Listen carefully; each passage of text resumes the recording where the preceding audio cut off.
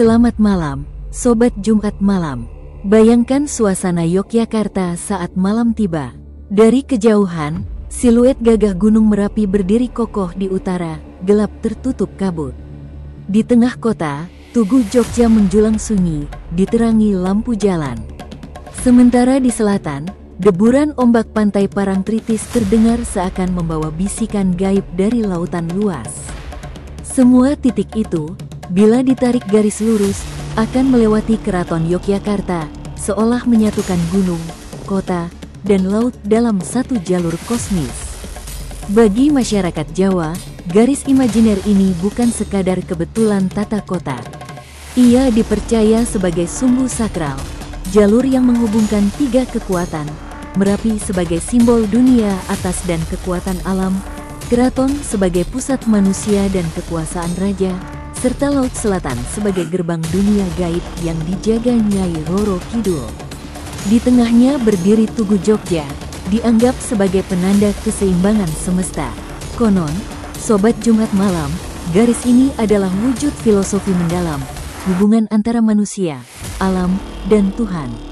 Namun, seiring berjalannya waktu, muncul pula cerita-cerita mistis. Ada yang mengatakan garis ini adalah jalur gaib yang tak kasat mata, penghubung antara makhluk halus Merapi dengan penguasa Laut Selatan. Bahkan ada yang percaya, siapapun yang bermeditasi di titik-titik sepanjang garis ini bisa membuka tabir dunia lain. Malam ini, kita akan menyelami garis misterius itu. Pertanyaannya, Sobat Jumat Malam, apakah sungguh ini benar-benar jalur gaib yang menjaga keseimbangan kosmos, ataukah hanya mahakarya tata kota yang syarat simbol? Sobat Jumat Malam, sebelum kita menelusuri catatan sejarah resmi, mari kita tengok dahulu apa yang hidup di tengah masyarakat, rumor, cerita mistis, dan kesaksian yang diwariskan turun-temurun tentang garis lurus dari Gunung Merapi hingga Laut Selatan. Gunung Merapi, kerajaan gaib di utara. Gunung Merapi tidak hanya dikenal sebagai gunung berapi aktif yang paling berbahaya di Indonesia, tetapi juga diyakini sebagai pintu kerajaan gaib. Banyak yang percaya bahwa di kawah Merapi terdapat istana makhluk halus yang dipimpin oleh sosok gaib bernama Empu Rama atau Kiai Sapu Jagat. Mereka dipercaya sebagai penguasa yang menjaga keseimbangan Merapi. Ketika gunung meletus, sebagian masyarakat menafsirkannya bukan semata aktivitas geologi, tetapi sebagai tanda pertempuran di alam gaib. Cerita lain menyebut adanya pasukan jin yang tinggal di lereng Merapi. Para pendaki sering mengaku mendengar gamelan, padahal mereka berada jauh dari pemukiman.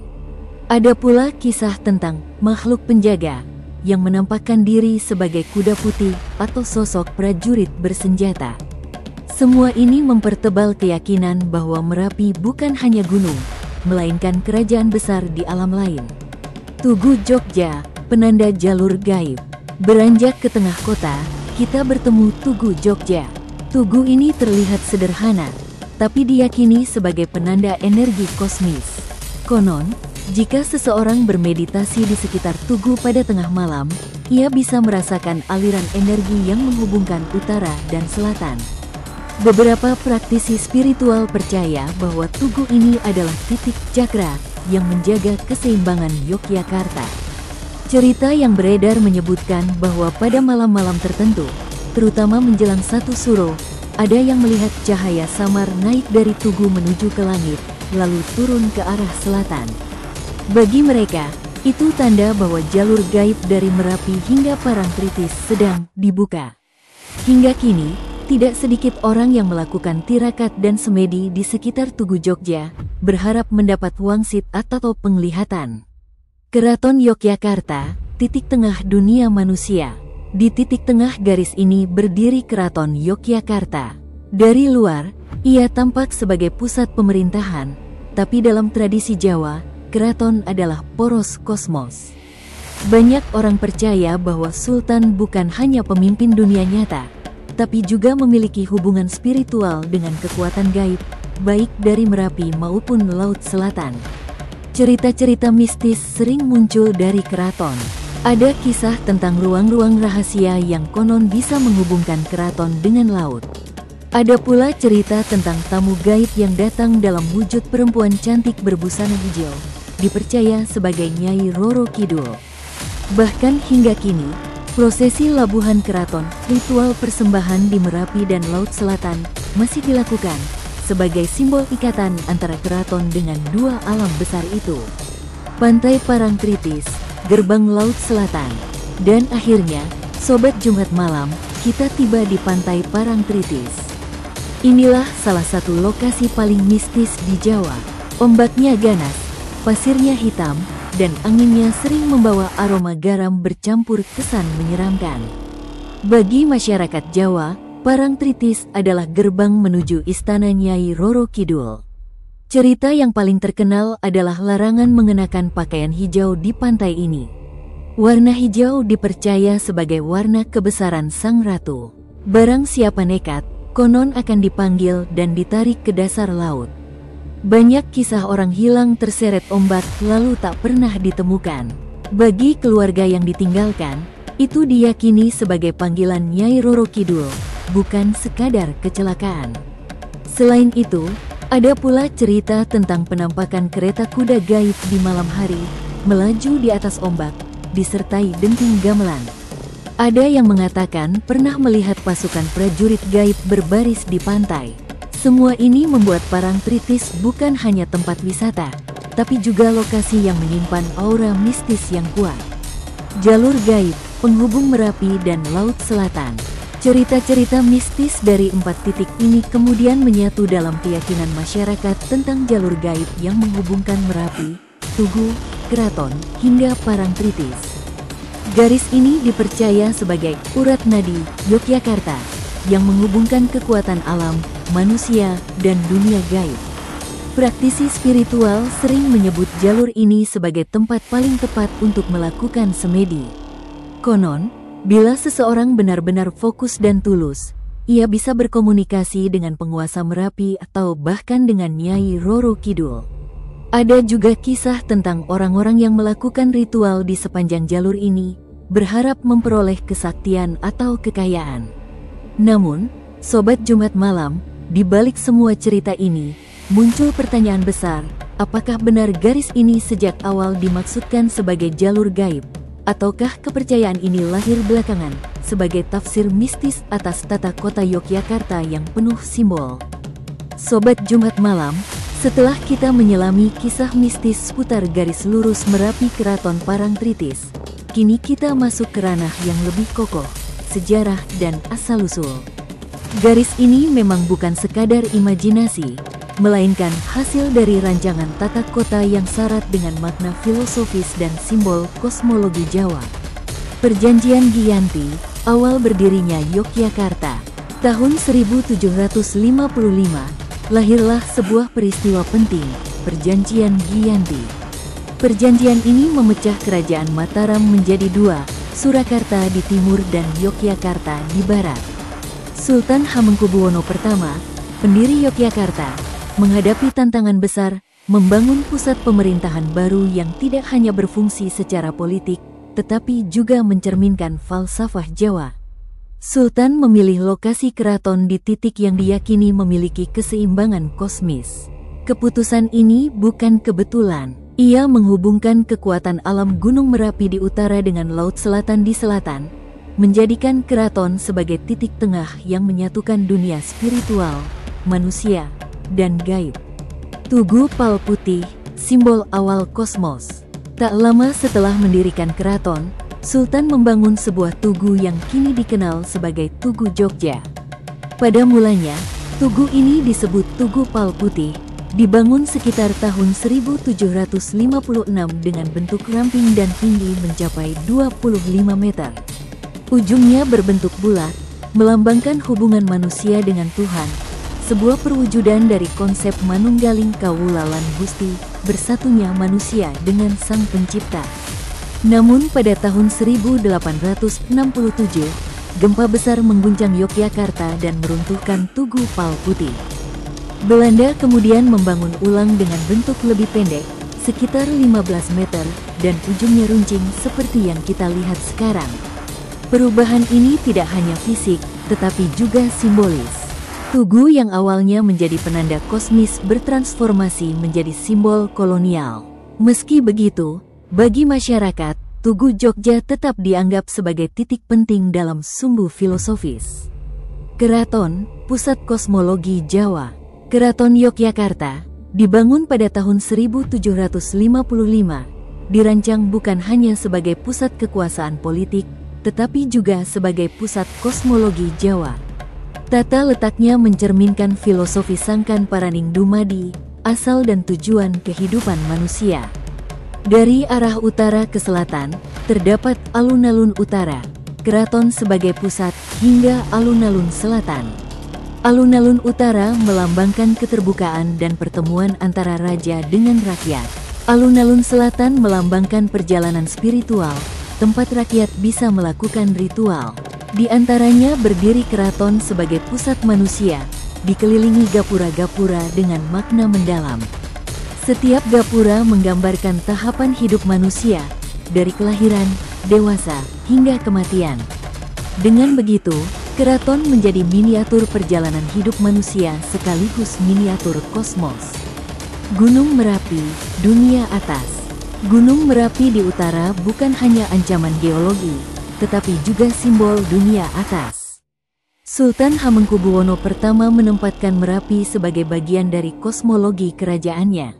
Tradisi labuhan Merapi menjadi wujud hubungan ini. Setiap tahun, keraton mengirim sesaji ke puncak Merapi. Sesaji berupa pakaian bekas sultan, makanan, hingga benda-benda simbolis dihaturkan kepada penguasa gaib Merapi. Ritual ini dimaksudkan untuk menjaga keseimbangan antara manusia, alam, dan kekuatan tak kasat mata. Bagi masyarakat, ini bukan hanya tradisi, tetapi juga bukti bahwa Merapi adalah bagian penting dari keseharian hidup mereka. Pantai Parangtritis, dunia bawah. Di selatan, garis lurus ini berakhir di Pantai Parangtritis, yang sejak lama dikaitkan dengan penguasa Laut Selatan, Nyai Roro Kidul. Legenda pertemuan Panembahan Senopati dengan Nyai Roro Kidul di Parangkusumo menjadi dasar hubungan spiritual antara Raja Mataram dan Laut Selatan. Cerita itu kemudian melekat pula pada Sultan Yogyakarta. Tradisi labuhan Parangkusumo menjadi simbol ikatan ini. Pakaian sultan beserta sesaji lain dihanyutkan ke laut sebagai bentuk penghormatan. Banyak yang percaya, ritual ini juga meneguhkan kedudukan sultan sebagai pemimpin yang menjaga keseimbangan antara dunia manusia dan dunia gaib. Sumbu filosofis, garis kosmos. Ketika semua titik ini dihubungkan, Gunung Merapi, Tugu Jogja, Keraton, hingga Pantai Parangtritis, terbentuklah garis lurus yang disebut sumbu filosofis Yogyakarta. Garis ini memiliki makna mendalam. Utara, dengan Merapi, melambangkan dunia atas dan kekuatan spiritual. Tengah, dengan keraton, melambangkan dunia manusia. Selatan, dengan Laut Selatan, melambangkan dunia gaib dan kematian. Sumbu ini adalah cerminan falsafah Jawa tentang hubungan manusia dengan alam dan dengan Sang Pencipta. Tata kota Yogyakarta menjadi sebuah mandala hidup, yang tidak hanya dipahami secara arsitektural, tetapi juga kosmologis. Pengakuan UNESCO.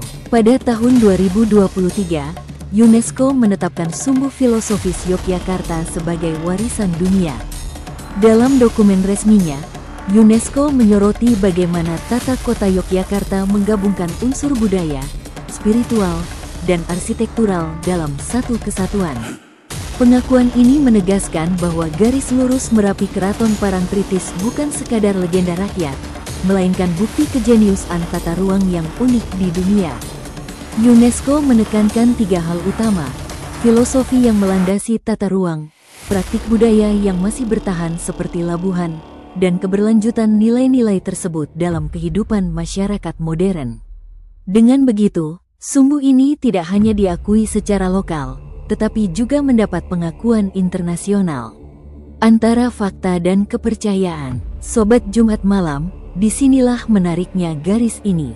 Dari sisi sejarah, jelas terlihat bahwa Sultan Hamengkubuwono I membangun Yogyakarta dengan filosofi kosmos yang kuat. Dari sisi budaya, ritual-ritual seperti labuhan masih dilakukan hingga kini.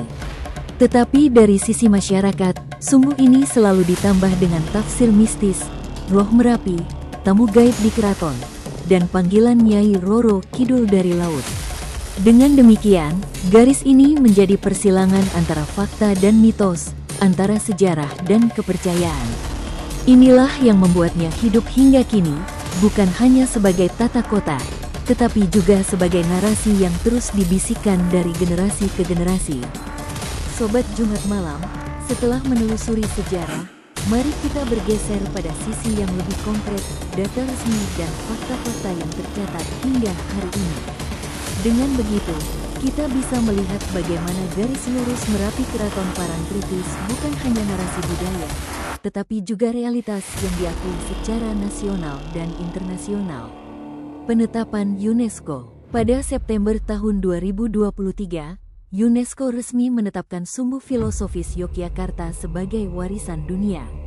Penetapan ini menambah deretan pengakuan internasional terhadap warisan budaya Indonesia.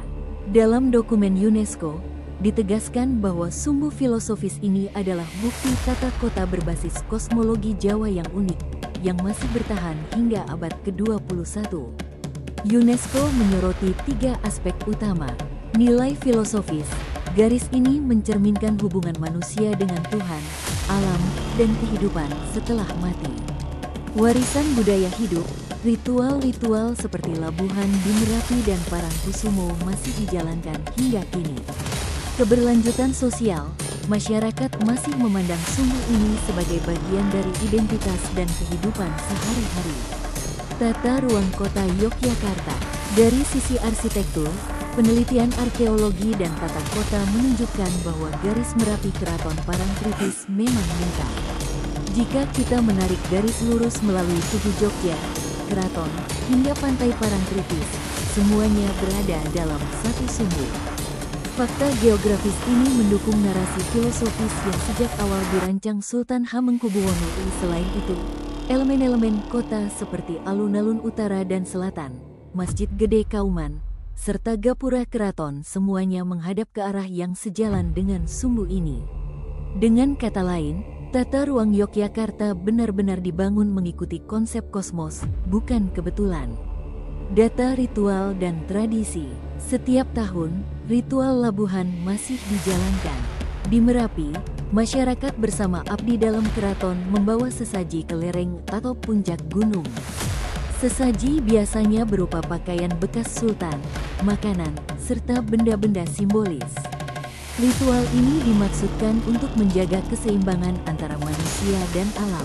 Di Parangkusumo, sesaji dihanyutkan ke laut sebagai bentuk penghormatan kepada penguasa Laut Selatan. Prosesi ini tidak pernah sepi penonton. Ribuan orang datang setiap tahunnya, baik dari dalam maupun luar Yogyakarta, untuk menyaksikan upacara yang penuh makna. Fakta ini menunjukkan bahwa sumbu filosofis bukan hanya sejarah masa lalu, tetapi masih hidup dalam budaya masyarakat hingga kini. Catatan arkeologi dan penelitian. Peneliti arkeologi dan budaya Jawa telah lama meneliti garis imajiner ini. Studi menunjukkan bahwa tata ruang Yogyakarta mencerminkan pola kosmologi yang juga ditemukan dalam peradaban lain, seperti kota suci di Asia Tenggara dan India. Namun yang membedakan Yogyakarta adalah perpaduan antara filosofi Jawa dengan realitas politik abad ke-18. Dalam beberapa penelitian modern, termasuk yang dipublikasikan oleh Universitas di Indonesia, sumbu filosofis disebut sebagai peta spiritual, yang menggabungkan dunia nyata dan dunia gaib. Dengan demikian, secara akademis pun garis ini tidak bisa dilepaskan dari dua sisi, fakta arsitektur dan tafsir budaya, fakta wisata dan ekonomi. Selain sebagai warisan budaya, sumbu ini juga berpengaruh pada sektor wisata. Ribuan wisatawan domestik maupun mancanegara datang setiap tahun untuk menyusuri jalur ini, mulai dari mendaki Merapi, berkunjung ke Tugu Jogja, menjelajah keraton, hingga menikmati sunset di Parangtritis. Fakta ekonomi ini menunjukkan bagaimana sumbu filosofis bukan hanya cerita, tetapi juga sumber kehidupan bagi masyarakat Yogyakarta. Sobat Jumat Malam, setelah kita menelusuri sejarah dan data resmi, kini mari kita berdiri di persimpangan antara fakta dan mitos. Sumbu filosofis Yogyakarta adalah salah satu contoh paling jelas bagaimana sejarah dan kepercayaan berjalan beriringan, saling melengkapi, tetapi juga kadang bertentangan. Dari fakta sejarah, sejarah mencatat dengan jelas bahwa Sultan Hamengkubuwono I membangun Yogyakarta dengan tata ruang yang berlandaskan falsafah Jawa. Garis lurus Merapi Keraton Parangtritis adalah hasil perencanaan, bukan kebetulan. Dokumen resmi, penelitian arkeologi, hingga pengakuan UNESCO menegaskan nilai filosofis dan arsitektural dari garis ini. Ritual labuhan yang masih dijalankan hingga kini juga memperlihatkan kesinambungan budaya dari masa lalu ke masa sekarang. Dari sisi mitos, namun di sisi lain, masyarakat tidak pernah berhenti menambahkan kisah mistis ke dalamnya.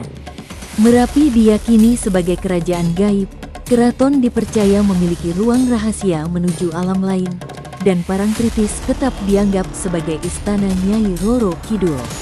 Tugu Jogja, yang dalam catatan sejarah hanyalah monumen, dalam cerita rakyat berubah menjadi penanda energi kosmis. Titik temu antara dua dunia. Perbandingan ini menunjukkan bahwa fakta dan mitos tidak berdiri sendiri. Bagi sebagian orang, garis ini adalah sumbu kosmos yang nyata secara filosofis.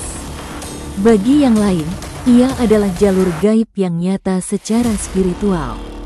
Fakta mendukung eksistensinya, sementara mitos memberi napas dan cerita yang membuatnya terus hidup hingga hari ini.